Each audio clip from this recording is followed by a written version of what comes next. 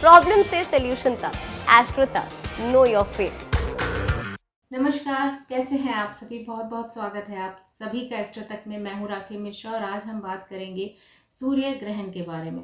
साल का पहला सूर्य ग्रहण 20 अप्रैल को लगने जा रहा है और यह ग्रहण भारत में चूंकि दिखाई नहीं देगा तो इसलिए सूतक काल मान्य नहीं होगा।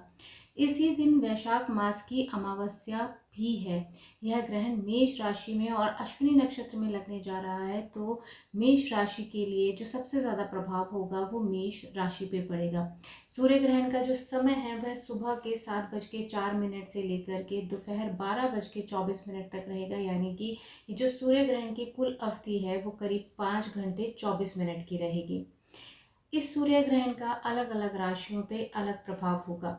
आइए जानते हैं कि किन राशि के जातकों को, खास तौर पे 5 राशियों के जातकों को इस समय पे सूर्य ग्रहण के समय पे खास सावधान रहने की ज़रूरत है, सतर्क रहने की ज़रूरत है। ग्रहण का जो प्रभाव होता है वो करीब करीब 41 दिन से लेकर के 3 महीने तक रहता है, तो कम से कम इस समय के लिए आपको सूर्य के उपाय करना बहुत ही लाभकारी रहते हैं। तो कौन सी हैं ये 5 राशियाँ, आइए जानेंगे। सबसे पहले बात करेंगे मेष राशि के बारे में। क्योंकि ये मेष राशि में ही सूर्य ग्रहण लग रहा है तो मेष राशि के जातकों को खास सावधान रहने की ज़रूरत है। मेष राशि के लिए यह ग्रहण उनके लग्न में लगेगा तो आपको शारीरिक कष्ट हो सकता है। इसके साथ साथ ही आपको आपके बिजनेस में, आपके पार्टनरशिप में, आपके पर्सनल लाइफ में भी प्रॉब्लम्स का सामना करना पड़ सकता है। इसके साथ ही जॉब और बिजनेस में भी कई तरह की चुनौतियों का सामना आपको करना पड़ेगा।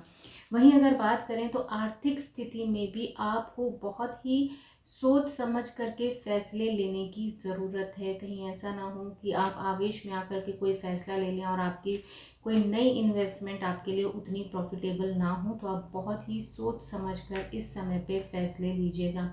आपके लिए बहुत ज़रूरी है कि आप इस समय सूर्य के मंत्रों का जप ज़रूर करें। आप ओम गृणी सूर्याय नमः इस मंत्र का जप भी कर सकते हैं। बात करेंगे अपनी दूसरी राशि के बारे में, यानी कि वृषभ राशि के बारे में।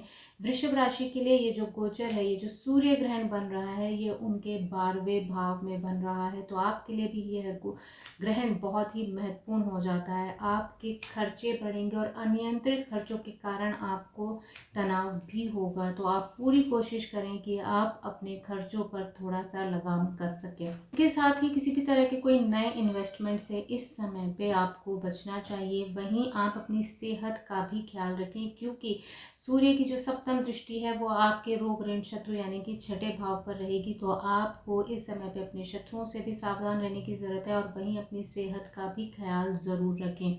इस ग्रहण योग के प्रभाव से बचने के लिए आप सूर्य भगवान को जल ज़रूर दें और उनके मंत्रों का जप करें। आप ओम सूर्याय नमः इस मंत्र का जप भी कर सकते हैं। अब हम बात करेंगे। इस एड को स्किप करना तो बहुत मुश्किल है, पर लाइफ की प्रॉब्लम्स का सोल्यूशन ढूंढना आसान। प्रॉब्लम से सोल्यूशन तक, एस्ट्रो तक, नो योर फेट।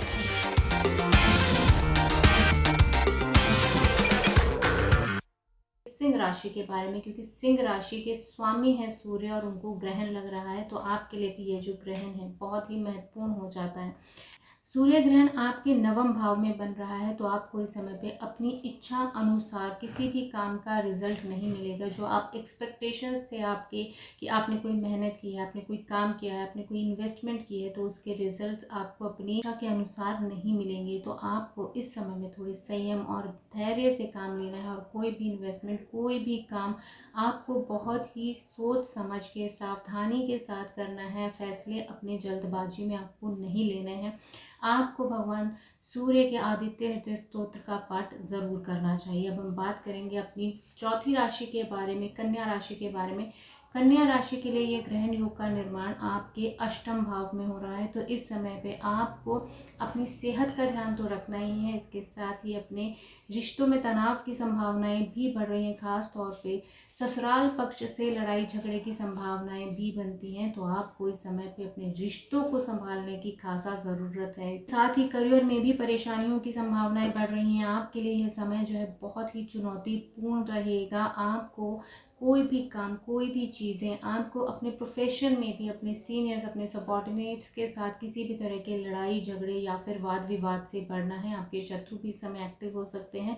तो आपको इस समय बहुत ही संयमित रख करके अपने आप को, अपनी सोच को, अपने स्वभाव को थोड़ा सा कंट्रोल करके आगे बढ़ना है। तो एक उपाय की बात करें तो इस समय में आपको भगवान सूर्य के मंत्रों का जप जरूर करना चाहिए। आपको ओम आदित्याय नमः इस मंत्र का जप जरूर करें और इसके साथ ही आपको गेहूं का दान भी कर सकते हैं। बात करेंगे अपनी 5वीं राशि के बारे में, जिसके जातकों को सावधान सतर्क रहने की बहुत ज़रूरत है, वो है तुला राशि। तुला राशि के लिए यह ग्रहण बन रहा है आपके सप्तम भाव में, आपके दाम्पत्य के भाव में, आपके पार्टनरशिप के भाव में ये ग्रहण बन रहा है। तो इस समय पे आपको अपने दाम्पत्य जीवन में अपने साथी के साथ बहुत ही सोच समझ करके संयमित व्यवहार करना है। आप किसी भी कारण से उनसे लड़ाई झगड़ा करने से बचें।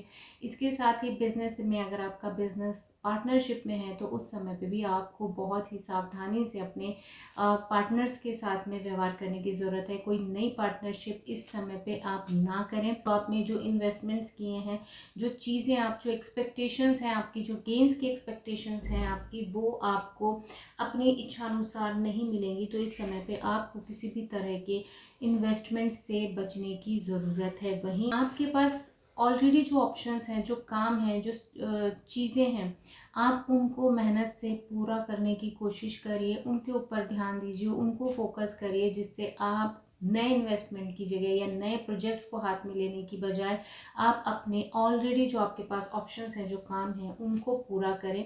अगर एक उपाय की बात करें तो इस समय आपको गेहूं का दान जरूर करना चाहिए। इसके साथ ही आप भगवान सूर्य को तांबे के लोटे से जल भी जरूर दें। तो ऐसी ही जानकारी के लिए आप सभी देखते रहिए एस्ट्रो तक। Thank you so much. आप सभी का दिन शुभ हो। एस्ट्रो तक ऐप पर आपको मिलेगा भविष्य से जुड़े हर सवाल का जवाब। डाउनलोड कीजिए एस्ट्रो तक ऐप और चुटकी में जुड़िए इंडिया के बेस्ट एस्ट्रोलॉजर से।